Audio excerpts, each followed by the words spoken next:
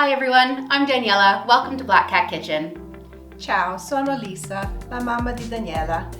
Today we're making my Nonna, my mama's meatballs. Polpette. This is a traditional meatball recipe, and when you cut into them, they're beautiful and smooth and delicious. And every time I made them, I had to make extra because Daniela and her brother would steal them from the sauce and eat them.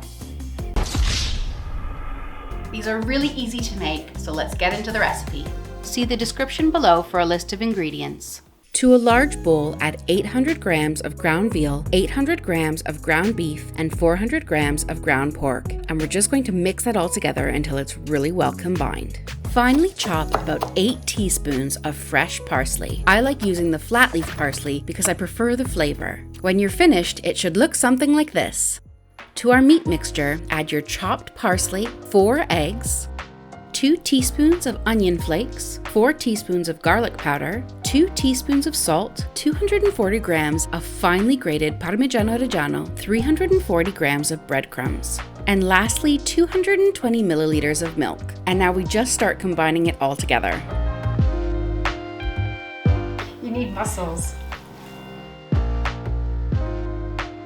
I usually do a taste test. I put a little bit in a frying pan and just make sure that all the seasonings are good.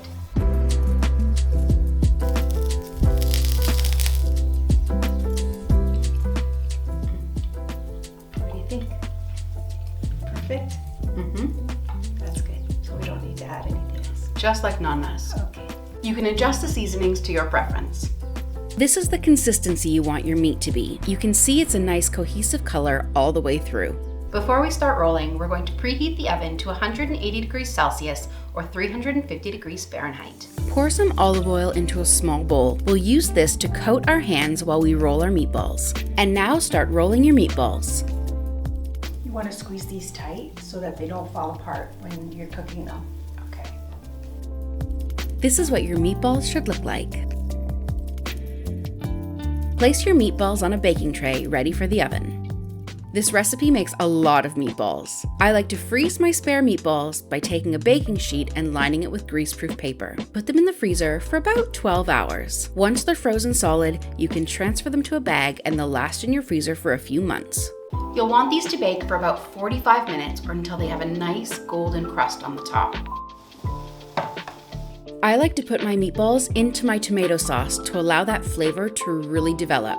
Let them soak up all those tomatoey juices for about 20 minutes or so. Then take them out, sprinkle them with a little extra cheese, and enjoy.